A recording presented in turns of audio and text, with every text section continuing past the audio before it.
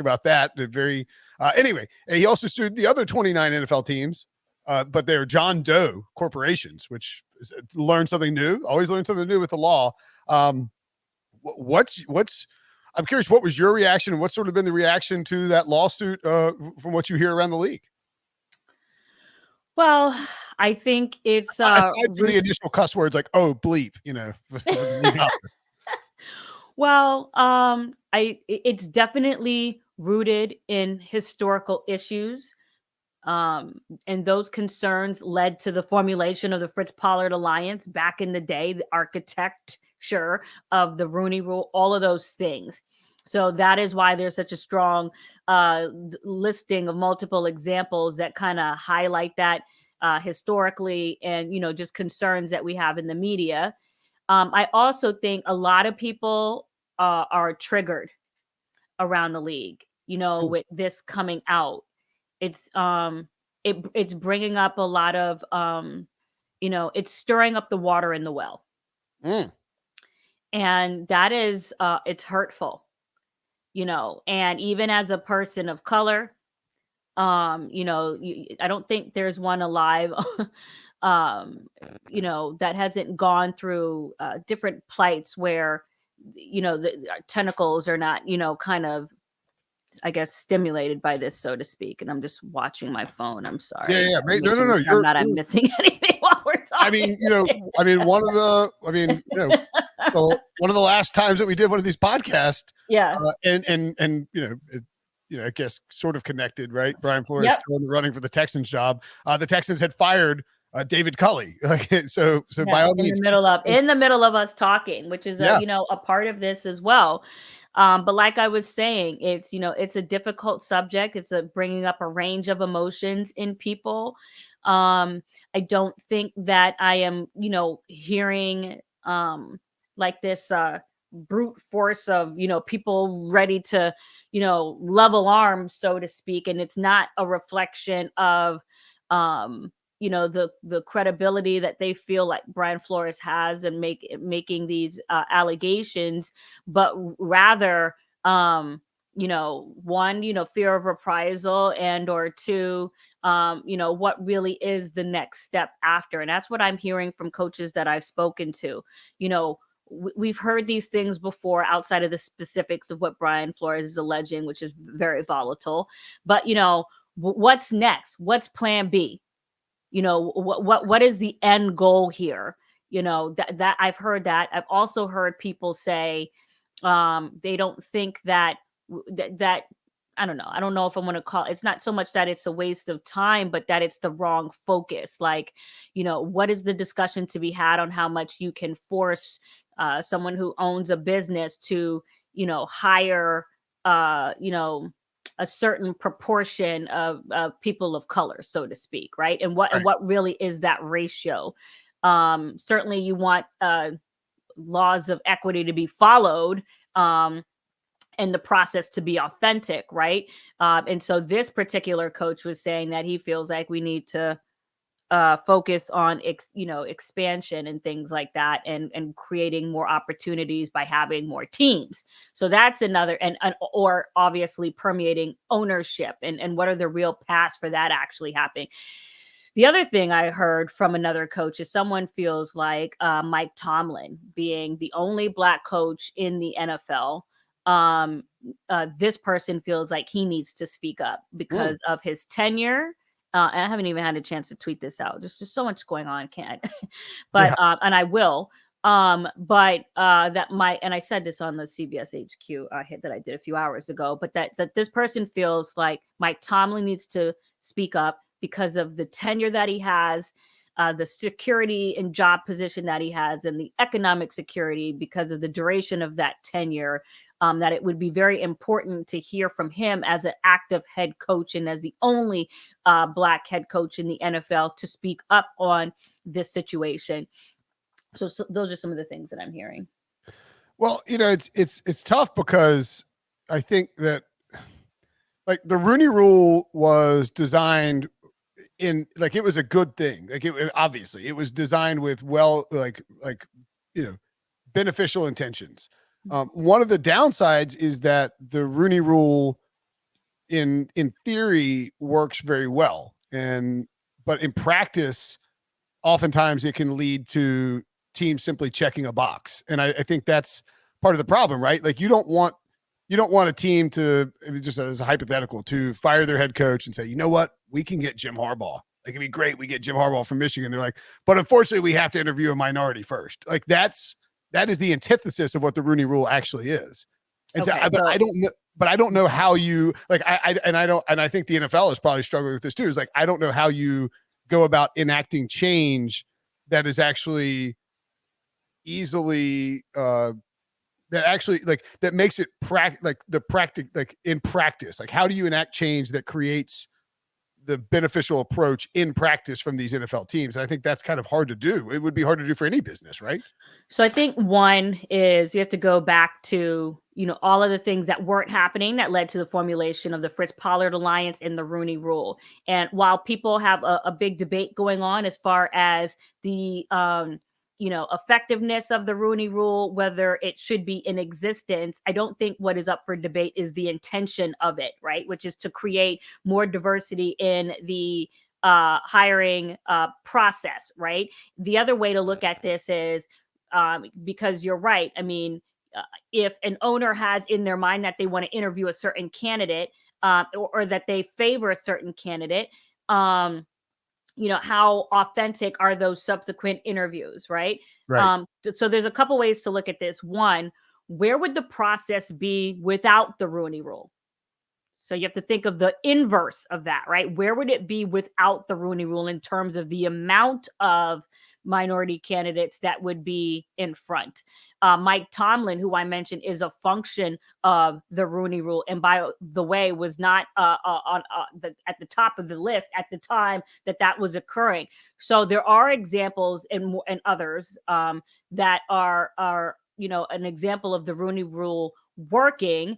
And even if they do have someone earmarked for that job, as I believe the Minnesota Vikings is the case with, Jim Harbaugh, there are instances in which, depending on the candidate, that you can have this interview and just be blown away, Right. so that possibility can happen. But there are other mitigating circumstances. Like, so when you look at the Giants situation and having a candidate or person in that position as GM who has a connection to two of the candidates who are coming in there, mostly, namely Brian Daboll on the offensive side of the ball, and then the nuance of, with that team, the defense already being strong, Right. it's very hard to not see where Brian Daboll was already.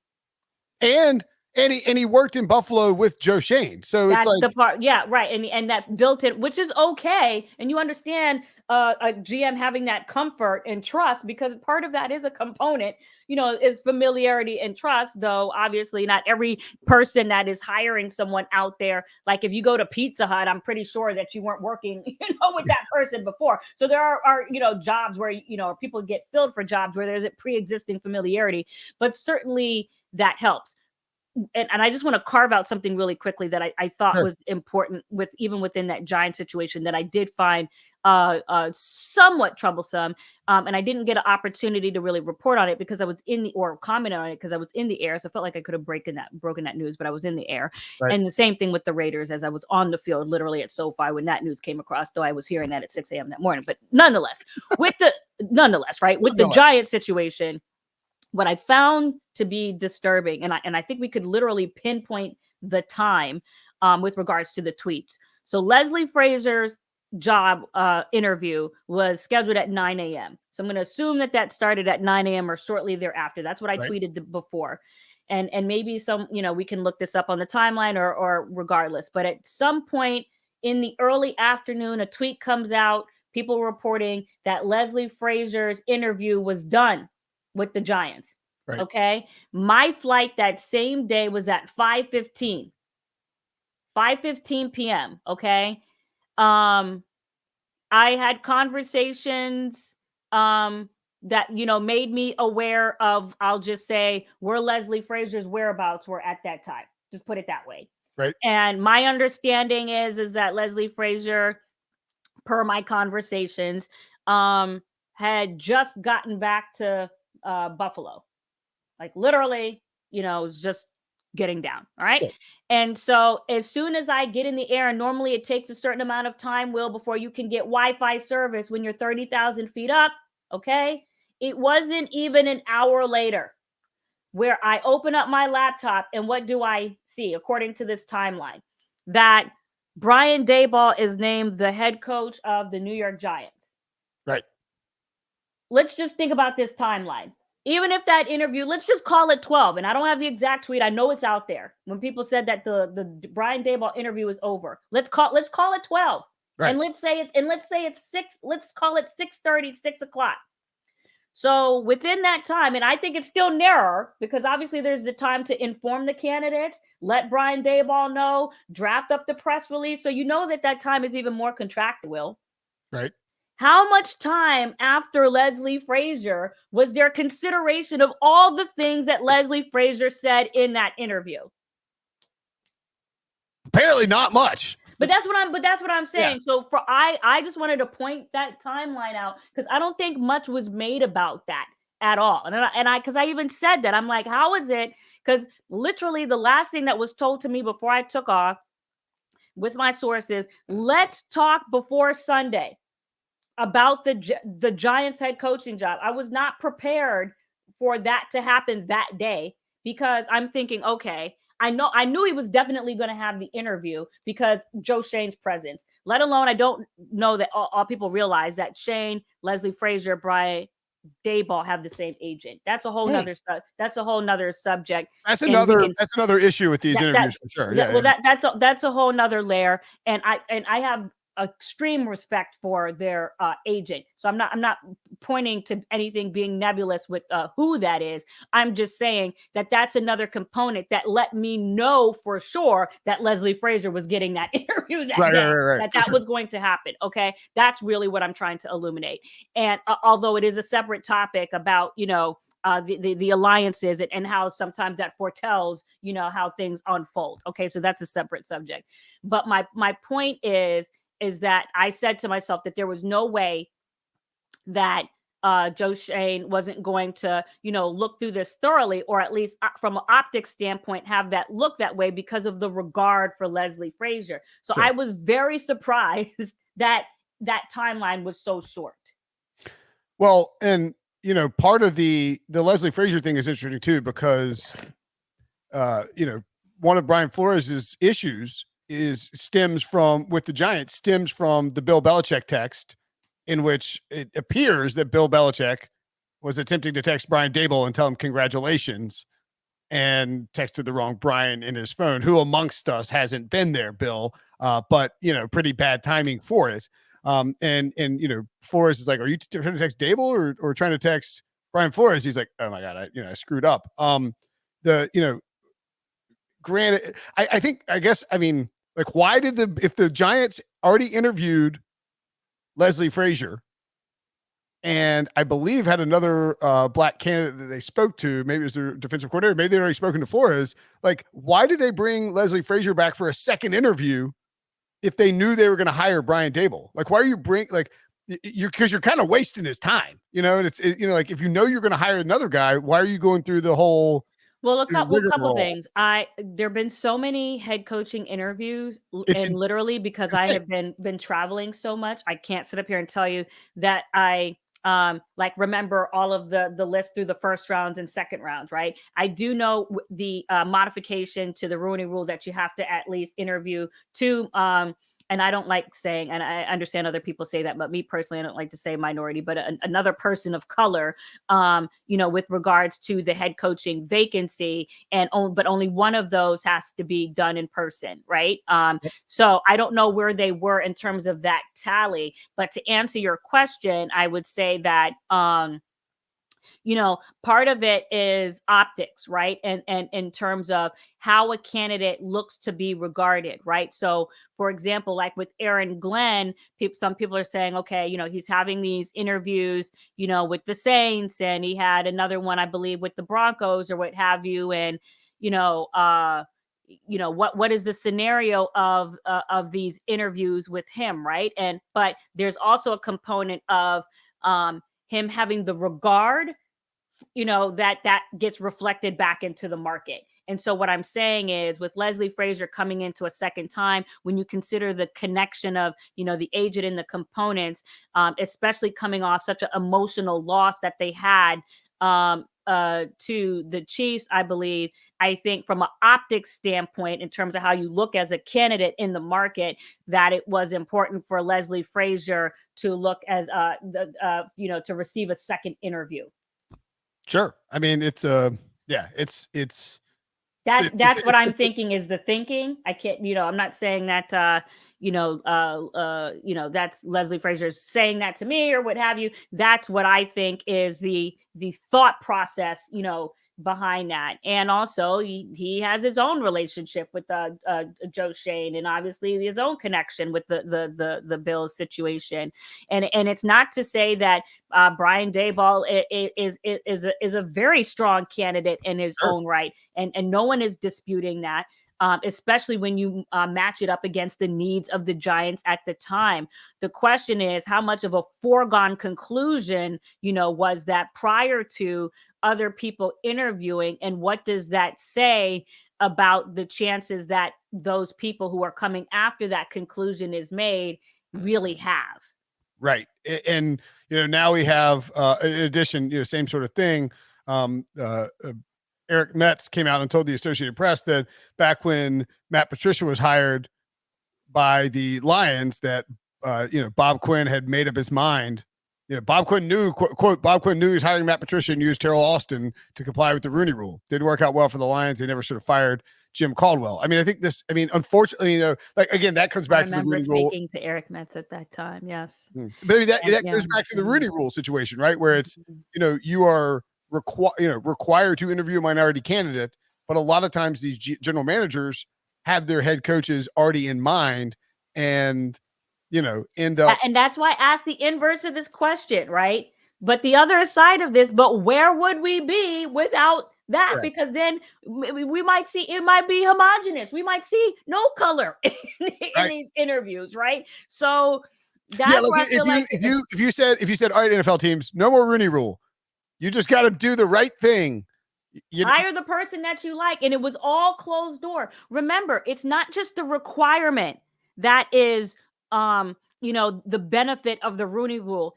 It's the forced transparency of actually seeing who is getting interviewed. You probably wouldn't even know. Then they would say to you, our process was thorough. We vetted such and such candidates. And it could just be Jim Harbaugh straight to the, pole position of the vacancy. Right. So, and I'm not, advocating one way or the other. What I'm saying is, this line of thinking goes exactly to when we're talking about a franchise replacing a quarterback. You have to tell me what is the flip side of that option before you sell me on what you currently have being bad. Right. That's what I'm saying. Yeah. I mean, look, it's a complex issue. It's one we'll keep diving into. I don't want to, belabor move on too quickly from it, but I am curious. What do you think the fallout could be for the Dolphins specifically with the Brian Flores lawsuit? Because, I mean, I know that they're technically being sued for racial discrimination, but they hired him, so I don't think they're being sued for their hiring practices per se. The real bombshell for me when it comes to the Dolphins specifically is the $100K. Okay. You know what I'm saying? Like let me explain this. Yeah. That is a good question. Okay. So just because other people of color exist in an organization doesn't mean that things can't happen within an organization that specifically impact or are unique to people of color. Okay. Yep. You're looking at one. Sure, yeah. No, I'm not even talking about I'm just talking about even over the course of, my career, you know what I'm saying? Like or people of color in general. You don't have to work at a place, right, that is completely homogenous outside of your presence for there to be an existence of things that impact you as a person of color in that organization. So in other words, even though, and look, admittedly middle-aged white guy here, not I'm 40s. Fair. Like, I mean, like I don't anyway, but Mhm. to your point, the way I guess so like Chris Greer is a black general manager. Mhm. Just because Chris Greer is a black general manager and Brian Flores is a black head coach does not take away the idea that there is like racially discriminating things occurring. Just Because here's the thing. When you go to work in any environment, people are professional, but don't necessarily check their biases at the door. sure, Number one. Secondly, that doesn't mean that people aren't aware of narratives, right? And don't lean into those narratives to effectuate something that they want to happen within the workplace. That is a very, very important point. Within the first 5 pages of Brian Flores' lawsuit, he talks about the trope of the angry black man, right? And he talks about how he is disturbed at how, this impacts how that narrative almost felt like it was leaned into to justify mm, his departure, regardless of the existence of other people of color there. okay, Okay. And makes and no all sense. and also not just the presence of others in the building. And I'm just talking about this from a macro standpoint, not specifically with indoors to the Miami Dolphins, but outside of this, I think it's that narrative component is so potent, is so the trigger of that, it's just so potent. I just can't undersell that, based on the conversations that I'm having and just the experience of covering the league and just even in industries in general, right? The aspect of that is just very, very important. And I think that people really need to not obscure that just because there are other people of color in the building. And I think that there's even more nuance, even within the communities of people of color, to just discuss, just because, well, I think Like, that's you have to just have you. I because think you have to have. I think before I even make that comment, there's just a lot more nuance beyond to just the actual look of your skin. Just put it that way. sure, and I guess it's like just because they hired Brian Flores, a black head coach, doesn't mean there can't be racial discrimination like post, like in the context of the organization, just like Or despite just having hired. specifically when things go awry, right? When things go awry, doesn't mean that narratives can't be leaned into to explain a departure, Sure. especially more importantly, if that person has produced. Yeah, because I mean, he And snuck and and and, Belichick and and even for me, like, I have to be careful, right? So sure. even when that person has produced, you have to come up with an explanation to justify that when there is known production. And so where is the common pivot to go, right? And the Right. other thing I just want to make clear too, that I think is a common construct or move or mechanism too, is just because, and this is something, and we'll see what happens, because I think there's still 4 jobs still remaining Yep. with the jobs that are open, that, and this is a very important point, because we very well could be talking about this within the next 48 hours of me talking to you here, or with regards to any other position. So we'll see. We'll see. I don't know. Jim Caldwell, Jacksonville, Flores, Texans, whatever we'll see. We'll see what happens. Yep. Okay. But the point is that just because there is a routine pivot move at times in corporations, not specific to the ones that I mentioned, to replace a person of color in a vacancy where it was occupied by a person of color. I'm bringing out the church fans on myself. Okay. Just because that is the case does not take away, mitigate, or reduce the existence of those concerns beforehand. That Fair is a enough. very important point. I mean, and that could be, let me tell you, depending on how things go, because people are going to be talking about, let's say if Brian Flores gets hired by the Houston Texans or whatever, people are like, this is going to be the conversation. What should be the authenticity of his lawsuit now? I'm telling you, that's going to be the centerpiece of the conversation if that happens. Does that take away from his claims? Well, I'm no, telling you. not yeah. I mean, like if he was discriminating, yeah, no. I mean, No, but with him specifically, since he right now is the only plaintiff in that lawsuit, and if he gets a job as a head coach, there are people who are going to be vociferously saying and vehemently saying that that completely undermines his case. that is and yeah, that is correct. There will be people who say that, and there will be lawyers who say that in order to try and get the case dismissed or try and get the curry legal favor with the judge, which is doesn't sound like a legal thing, but you know what I'm trying to say. Like to beef up their case, they're going to try. But even with saying that, I think it's really important to say, Will, and on the podcast, and I'm getting ready to even address this even after this, is that I think it's very important to insert that Brian Flores is still in strong consideration for the Houston Texans job. That is the headline. Even after filing this lawsuit, he's still and not by lip service. Because let me tell you, I wouldn't repeat that as a report. One, as an insider who's been covering the league for 20 years. And then even two, as an insider who is a person of color. Trust me, if I didn't think he was a strong candidate, I'll just tell you he's not.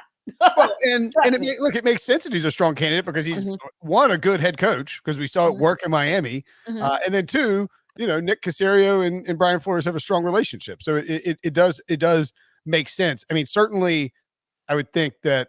I mean, how does it play out where, if you're the Saints or you're the Texans, and you're like, all right, we're going to hire the guy who's suing us. Technically, as a John Doe franchise. I mean, that's a little tricky from that perspective, right? Because Flores has told them, I'm going to continue on with this lawsuit, even if I'm hired. So again, when it comes to, I can't speak for the Saints.